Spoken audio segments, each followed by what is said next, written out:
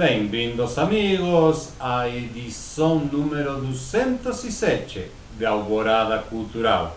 Hoje com outro programa bilíngue. Primeiro vamos a conversar com dois colegas do Sindicato dos Escritores do Distrito Federal, o romancista Alessandro Alcântara de Mendonça e o poeta Alceu Correa Brito.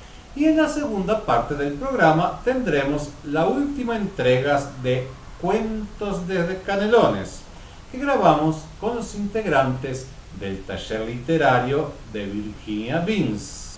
Assista agora na Alvorada Cultural, onde os protagonistas contam a história. Nice Dominici surgiu com um livro que eu achei no lixo. Hã? Ele surgiu a partir de um livro que eu achei no lixo. Nossa! Um advogado, patrão do meu sogro, estava se desfazendo de alguns livros e ele morava numa fazenda, ele deixou uns livros no paiol para doar e aquilo foi acumulando poeira e ele não doava para ninguém e acabou ficando ali. E um dia visitando a propriedade dele, eu vi os livros e pedi para escolher alguns e achei lá um livro chamado Martelo das Feiticeiras, Maleus Maleficarum, que vem a ser o Manual dos Inquisidores, uma obra verdadeira que foi escrita por dois inquisidores alemães em 1484. Ele tem lá um livro que tem todo o rito processual de investigação, se uma pessoa era bruxa, todo o inquérito, todo o processo de defesa também. Tipo um protocolo a seguir. Todo o protocolo de julgamento de um suspeito de E isso bruxaria. se usava em toda a Europa? Ou... Não acontecia em toda a Europa, porque a Inquisição ela variava de país para país. Ah, tá. Embora houvesse um comando da Igreja Católica, da cúpula da Igreja, a Inquisição ela tinha suas nuances, sim. Suas nuances políticas também, correto. né? Então, na Alemanha, ela teve muita influência de mitos e lendas locais, até questão de lobisomem, vampiros, coisas do tipo, misturavam-se a cultura popular e a influência da igreja e tal, e isso influenciou esses inquisidores, porque eles procuravam mais, eles focavam em bruxas e a relação delas com demônios, pactos e tudo. E quando eu comecei a ler esse livro, eu pensei assim, cara, e se de repente a primeira coisa que eu imaginei foi uma moça perdida na floresta e encontra um local onde foi realizado um sabá, que era a reunião das bruxas. E ela encontra aquele local e ela fica impressionada com aquilo e começa a se perguntar como funcionam aquelas coisas e como aquilo... acontece uma sedução ali naquele primeiro momento e ela se interessa por essa questão. E essa foi a ideia inicial para começar a escrever o livro. E quanto tempo levou a escrever esse livro? 7 anos. 7. E alguns meses, Como que funcionava o teu processo criativo? Tu escrevia no papel, no computador, escrevia à noite, de manhã, à tarde? Assim, eu sou casado e a minha esposa se enciumava, né, do tempo que eu ficava fechado no escritório escrevendo. Bem-vindo à literatura. Combinei com ela que enquanto ela assistia a novela, eu escrevia, né? E aí ficou perfeito. Eu não gostava da novela, ela gostava de assistir sozinha, então assim, todo dia na hora da novela eu estava escrevendo ou pesquisando, né? Tá vendo? Aprende você que está ouvindo. Você não gosta da novela? Vai escrever um livro, cara. Mas não deixa a esposa sozinha o tempo todo, né? Porque senão pode pintar um outro personagem isso seria terrível, claro. Romance. Esse é seu segundo livro? É, o meu segundo romance. Novos projetos, o que vem por aí? Tem um livro de contos, né? Algumas histórias, algumas ideias foram surgindo e eu fui registrando, eu sempre ando com alguma coisa para escrever, né? Porque a ideia, dizem que as boas ideias são como os gatos, né? O gato você não chama ele só vem quando ele quer. Certo. As boas ideias também. Correto. Então quando a boa ideia vem ronronando para o seu lado, Você bom já amarra logo. Exatamente, aproveitar, trazer ela para o colo e fazer o registro, né? Que legal. E aí a partir daí eu fui criando outras ideias que tá no processo ainda. Tanto o Miss Dominici quanto o Era Uma Vez 86, eles saíram pela Novo Século, então teoricamente pode se encontrar nas livrarias, né? Se não tiver pedindo, eles encomendam e trazem. Ou pelo site da própria Novo Século ou nos sites das redes também. Você usa rede social? Sim, eu tenho Facebook, é Alessandro Alcântara de Mendonça. Só colocar no Facebook me encontram lá. Fio de Organza, o último livro de Alceu Brito Correa. Como está, poeta? Muy bien. Me fale um pouco desse Fio de Organza, seu último livro de poesia. Até todo ele foi composto buscando não cada poema ter a sua história independente, mas que o livro todo tenha uma história resultante. Então a gente começa com o livro. Primeiro, esse quadro é de um pintor brasileiro, mas que fez sucesso na França. Quem é? É o Fonseca.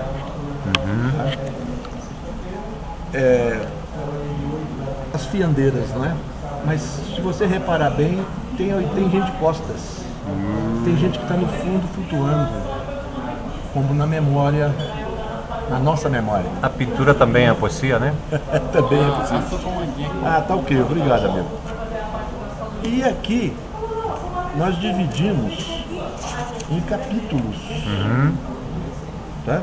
Eu vou botar o óculos para poder aqui ler direitinho. Porque cada capítulo do texto vai te remontar a uma. O primeiro capítulo é a miséria da filosofia ou a filosofia da miséria. A miséria da filosofia começa com o World Trade Center. É um poema sobre o 11 de setembro, tá certo? E com Criança Esperança, que não estão aí com Criança Esperança, porque as crianças estão morrendo, estão assaltando, e vai por aí. Muita criança e pouca esperança, né? E o segundo capítulo aqui é Civis Pacem Parabellum. Se queres a paz, te prepara para a guerra. Ou não. E aqui tem o poema Glória Suprema, que é não desembaiar a espada, jamais, né? Tá certo? Que seria a glória suprema. E a arte da guerra, esse poema ganhou premiação na Itália. Tá certo? Que é a arte da guerra contrariando os Sun Tzu. E aí vai o outro capítulo, Subtedium Vitae, porque a vida começa a nos entediar, né? E aqui, vamos filmar aqui. Res non verba e carpe diem.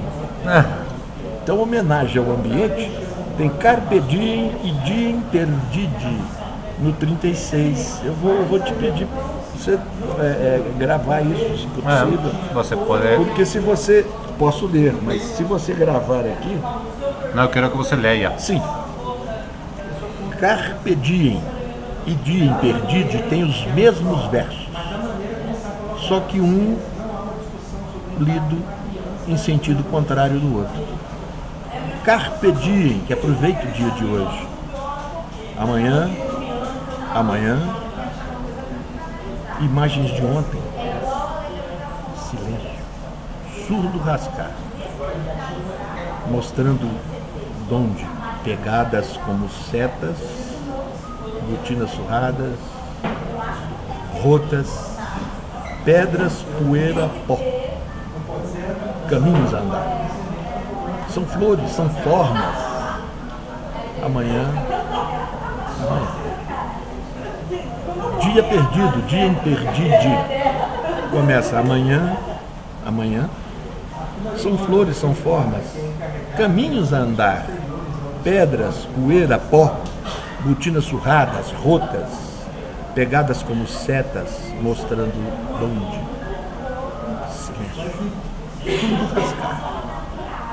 Imagens de ontem, amanhã. Amanhã. Muito bem. Me diga, a partir de que idade você começou a escrever poesia? Existe uma coisa que atribuída ainda lá aos gregos, aos antigos romanos, gregos, que o destino de muitos homens está em que tem havido uma biblioteca em sua casa paterna. Eu, felizmente, tive. Certo. Uma biblioteca pequena, mas rica. Lá tinha de tudo. Os clássicos, Dostoiévski, não faltava um. Karl Marx e por aí afora, e os portugueses, que meu pai é Manuel Joaquim Rei. Então, tinha os clássicos portugueses, não é? E bem antigos, Dom Diniz e tal, essa coisa, não era só Fernando Pessoa, mas tinha os anteriores, Antero de Quental. Então, acho que isso abriu um leque que eu não vivo sem isso. Eu acordo às vezes, tenho insônia, vou pegar um livro para ler. E muitos dos meus livros têm as coisas marcadas que eu gosto de ver, que eu quero rever, então ele já vem pronto. Aquilo que eu estou precisando é o remédio, já está ali, na dose certa. A medicina para o espírito. Sim, mas é isso mesmo. É a medicina para o espírito. Ótimo, ótima figura. E eu acho que isso veio, não é que eu escolhi. Eu não resolvi ser poeta ou ser escritor. Veio. Quando eu assustei, e eu guardava, achava ridículo, tinha coisas que eu não gostava. Então, de vez em quando eu fazia uma revisão, e aquilo que 3 vezes eu não gostasse, eu punha no lixo, amassado. Quando a minha mãe morreu, a minha cunhada foi pegar as coisas póstumas dela e tinha lá uma caixinha que ela guardava, o tesouro dela. Cacho, dente de filho, da minha irmã falecida, pedaço de cabelo, essas coisas todas. E dentre essas coisas, no coração dela, aqueles papeluchos desamassados, e ela guardava tudo, dobrou direitinho. Tesouros escondidos. Então, eu lhe confesso, estou lendo ainda, ela já morreu há muito tempo, mas eu, de vez em quando, é que engasga a voz, e ali tem saído poemas muito bacanas. Olha que legal. Que eu digo assim, foi minha mãe que escreveu. Um achado, né? É ela que guardou aquilo. Não fui eu que escrevi, foi ela que garimpou, tá certo? Então é como se fosse uma ligação, uma religação com ela, uma revivência da infância, da mãe, do pai, porque o pai é que deixou a biblioteca. A mulher naquela época mal sabia ler, ele a fazia ler, entendeu? Ela é uma mulher esclarecida porque ela lia.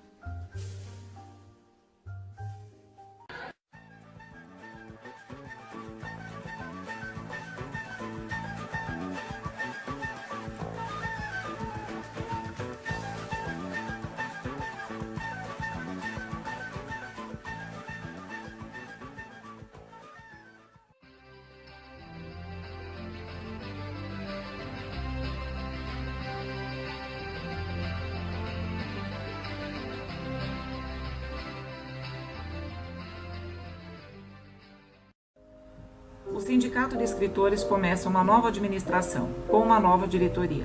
São tempos de reestruturação. Se você é escritor ou quer se tornar um, junte-se a nós e participe desta aventura maravilhosa. Suelo disfrutar mucho con cuentos de niños y pasa acá que hay dos niños, 3 añitos cada uno, salen a descubrir el mundo, caminan un muro muy alto, un cartel inmenso que decía playa nudista, prohibido pasar. Cartel prohibido para un niño, invita a pasar, invita a descubrir qué es lo que está pasando. Uno de ellos se arma de valentía, se trepa a un árbol, mira por arriba del muro y descubre todo lo que estaba pasando atrás del muro. Comienza a pegar gritos de exclamación, asombro, miedo, y el que estaba abajo, que no sabía qué pasaba, se desespera por saber, ¿y qué está pasando? Dice, no te imaginas, ¿pero qué está pasando? ¿Qué estás mirando? Dice, hay gente desnuda. ¿Cómo que hay gente desnuda? Dice, ¿y son hombres o son mujeres? No sé, están desnudos. Sería, ¿viste? El hospital. Se escapan y van como pueden ahí y empiezan a recorrer, ¿viste? El hospital. Y entra, cirugía. Oh, mira, mirá lo que están haciendo. Dice, oh, mira, qué trabajo. Se pasa el cirujano, qué bien, cirujano. Siguen, ¿viste? La parte de cardiovascular. Mirá eso, cómo funciona el corazón, pero mirá qué cosa maravillosa. Siguen. Maternidad. Mirá acá, dice, acá por acá llegamos nosotros. Qué lindo. Y en ese momento hay una madre dando a luz. El médico saca al bebé, el bebé no reacciona y el médico ¡plá! Le pega una palmada, clásico, y el bebé llora. Entonces uno dice, que ficha ese doctor, y dice, sí, también el otro donde se metió, dice, muy angustiado, y venía con una piolita, cinchando su mascota, que era un sapo totalmente aplastado. Y venía rezongando y que no puede ser, y que mi jefe, que cómo no va a ver el sapo, que mi sapo, que llega prostíbulo. Golpea la puerta del prostíbulo. El niño aparece, la señora, la regenta del lugar, le dice, ¿qué pasó, mijito? ¿Qué traes acá? Dice, tengo 2.000 pesos porque quiero que me atienda una de sus chicas. ¿Cómo? No, dice, no. Bueno, tengo 5.000 pesos. Bueno, no debería, pero tengo 10.000 pesos. Bueno, pasa, mijito. Pasa el niño con el sapito todo aplastadito, con la correa. Dice, bueno, a ver, acá están las chicas. Dice, no sé, ¿qué querés para tu edad? Dice, no, pero ninguna de ellas. ¿Y qué es lo que querés? Quiero la más fea, la más sucia y la más enferma. ¿Cómo? Quiero la más sucia, la más fea y la más enferma. ¿Pero por qué? Dice, porque yo después cuando esa mujer me contagie, yo voy a ir a mi casa y voy a hacer el amor con la sirvienta. ¿Cómo, mijito, va a ser? Cuando yo me contagie, voy y le voy a hacer el amor a la sirvienta. ¿Pero por qué? Porque así voy a contagiar a la sirvienta. Abajo. ¿Pero y por qué? Dice, porque la sirvienta, yo sé que se acuesta con mi padre. ¿Y eso qué tiene que ver? Dice, que mi padre se acuesta con mi madre. Pero ¿y por qué quieres hacer todo eso? Porque mi madre se acuesta con el señor de la soda. Ah, pero ¿y por qué? Dice, ese es el hijo de puta que me pisó el sapo. De jamón, de queso y de carne. La noche recién se vestía, camisón de franela, medias polar. El hombre entró casi corriendo al ascensor. Buscó en sus bolsillos las llaves de su cuarto. Cansado, deseaba llegar, pues hoy había clásico de fútbol en la tele. El ascensor se detuvo, caminó unos pasos.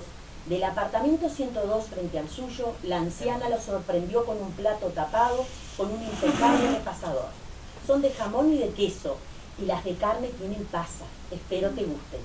El plato de empanadas descansó sobre la pequeña mesa, esperando ser acompañado por una cerveza bien helada. Mientras las pantuflas aliviaban la espera del comienzo del partido, el hombre, antes de acomodarse en el sillón, levantó el repasador. Todavía estaban calientes. Eligió al azar. Masa casera, abundante relleno, cebolla, morrón, huevo, carne, el dulzor de las pasas, orégano fresco y un toque de ajo y pimienta. Disfrutó el primer bocado y en un instante todo cambió. Una pasa se encontró en la única caria sin tratamiento de conducto. Tomándose la cara con ambas manos, corrió al baño. El agua fría agudizó el dolor. Las punzadas aceleraron su respiración. Intentó recordar todo lo que le habían enseñado y le habían dicho para poder calmar ese dolor. Ponete un pedacito de aspirina, hacete buches de agua fría, ponete clavo de olor, nada lo alivió. Tiró su cuerpo sobre la cama, apretó la cara en la almohada, gritó, gimió, empapó su boca en alcohol, deliraba entre sus lágrimas y su saliva. Se incorporó, sentía sus labios quemados, mientras balbuceaba maldiciones. Miró a su alrededor, pero ya no era dueño de su razón.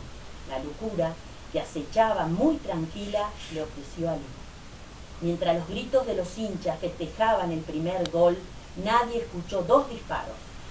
Cuando la noche se quitó el camisón, encontraron muerto el cuerpo del hombre y muerto el de la anciana del apartamento 102. El último acto. Y dice así: hoy, vecinos, hoy, circo teatro de los hermanos Murillo, trapecistas, magos, payasos y la presentación de la obra Juan Moreira. Circo teatro itinerante, 60 butacas, todo un pueblo. Primera parte del espectáculo, trapecistas, magos y payasos, aplausos, risas y asombro.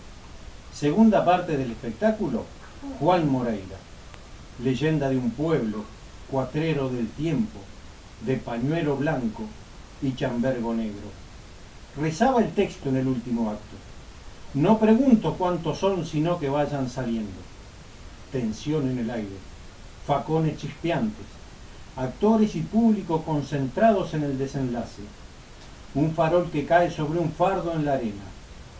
Fueron solo unos segundos, fueron solo unas chispas, tan solo un descuido, traidora ventisca. La vieja y reseca carpa fue la trampa que desató el infierno. Vidas en llamas, llamas al viento, infernal elipse que alimentó el fuego. No quedó nadie que contar el cuento, ni un paisano viejo para enterrar los muertos. Solo un linchera contó entre aguardientes que vio aquella noche a la entrada del pueblo a un viejo cuatrero, arriando y riendo, majada de ovejas, balando y ardiendo, almas en pena rumbo al monte espeso, de pañuelo blanco y chambergo negro. De Daniel Pascuali, 7 oficios. Raúl llevaba ya muchos años en el lugar. Nadie sabía con claridad cuál era su oficio, pero todos contaban con él a la hora de necesitar soluciones. Se perdía una ternera en el fondo del monte, lo iban a buscar. Se rompía un alambrado, era el primer convocado. Así de importante resultaba para los lugareños. Las amas de casa lo solicitaban también para hacer la quintita, ordeñar alguna lechera arisca.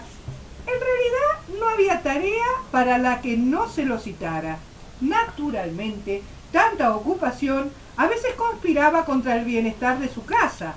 Su mujer le reclamaba un poco más de atención, que estuviera más en las casas y que obtuviera mejor remuneración por los servicios prestados. Pero a él le costaba un poco ponerle precio a sus habilidades. Aunque en ocasiones tenía retribuciones generosas de algunos vecinos, otros eran bastante poco agradecidos. Un día Raúl, mira vos, de vuelta de la chacra de Mendieta, donde había errado algunos caballos, al pasar por enfrente al rancho del Milico Castillo, vio que su mujer le agitaba un pedazo de trapo blanco, haciéndole claras señas de que se llegara hasta el portón del molinete que guardaba la entrada de la casa. Tiró las riendas del zaino, taloneó y enfiló hacia la mujer que lo llamaba. Al llegar la saludó tocando la punta de su sombrero con sus dedos. «Salud, vecina», le dijo desde el caballo. «¡Ay, abájese, vecino!», dijo ella. Él miró para todos lados receloso y bajó.